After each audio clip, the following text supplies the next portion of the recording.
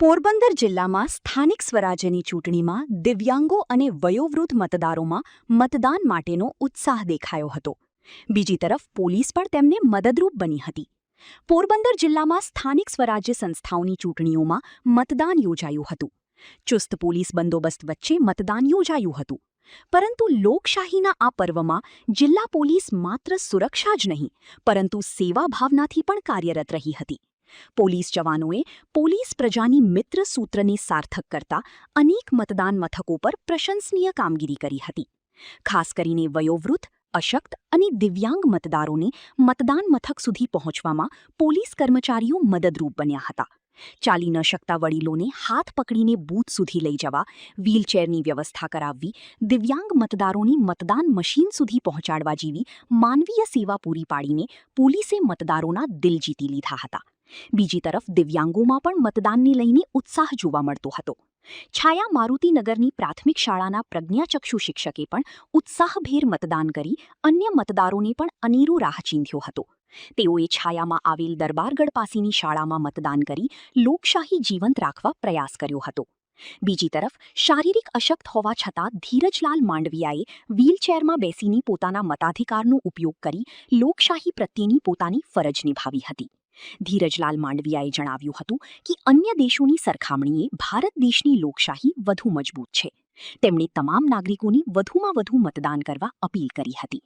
એ સિવાય પણ અનેક વૃદ્ધો વડીલોએ પણ લાકડીના ટેકે અથવા સંતાનોના ખભે હાથ મૂકી મતદાન મથક સુધી પહોંચી ઉત્સાહભેર મતદાન કર્યું હતું. સોનેરા જથાભાઈ મુળુભાઈ, પ્રાથમિક શાળા મારુતિનગર, પ્રાઇમરી અલાવ, શિક્ષક તરીકે ફરજ બજાવું છું. આજે તમે મતદાન કરવા આવ્યા શું કહેશો?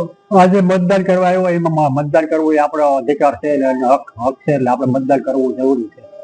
ખાસ કરીને પ્રજ્ઞાચક્ષુ હોવા છતાં તમે મતદાન કરવા આવ્યા છો. હા, શું કહેશો બીજા મતદારો એમ છે કે ભાઈ આપણે ખરેખર આપણે મતદાન કરવું જોઈએ. તમે કેટલા વખત દર વખતે બધી ચૂંટણીમાં મતદાન કરો? હા, બધી ચૂંટણીમાં.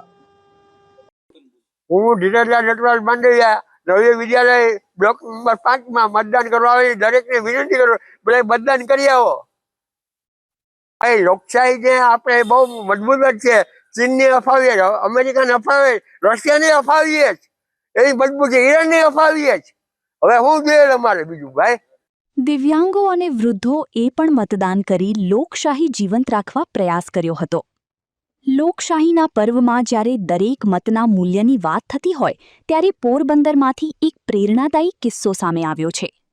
લગ્ન એ જીવનનો સૌથી મહત્વનો પ્રસંગ ગણાય છે, પરંતુ પોરબંદરના વિવેક શૈલેષભાઈ શીલુ અને તેમના પત્ની પ્રતિજ્ઞા વિવેક શીલુએ સાબિત કરી દીધું કે લગ્ન જેટલું જ મહત્વ મતદાનનું પણ છે. સ્થાનિક સ્વરાજ્યની ચૂંટણીના દિવસે જ આ નવદંપતીના લગ્ન હતા. આ નવદંપતીએ લગ્નના શણગાર સાથે મતદાન મથકે પહોંચીને મતદાન કરી મતદાન જાગૃતિનો અનોખો સંદેશ આપ્યો હતો. વરરાજા વિવેકી એમડી સાયન્સ કોલેજ ખાતે પોતાનો મતાધિકાર ઉપયોગ કર્યો તો નવવધુ પ્રતિજ્ઞાએ પાલખડા ગામે મતદાન કર્યું હતું. નિપુલ પોપટ, પોરબંદર ટાઈમ્સ. મારું નામ વિવેક શૈલેષભાઈ શીલુ છે. અહીંયા મહાનગરપાલિકાની ચૂંટણી અવસર મતદાન કરવા આવેલા છે. અમે સહપરિવાર ડાયરેક્ટ સીધા મારા લગ્નમાંથી અહીંયા આવ્યા છે. હજી ઘરે નથી ગયા, એની પહેલાં મતદાન કરવું છે.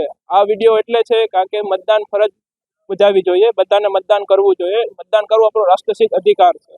એની જાગૃતિ માટે હું પહેલાં મતદાન કરવા આવ્યો છું. મતદાન બધા જરૂર ને જરૂર કરો. મારી વિધિ બાકી છે, એટલે પહેલાં અમે મતદાન કરો, કારણ કે ટાઈમ પતે એની પહેલાં મતદાન કરવું જરૂરી હતું.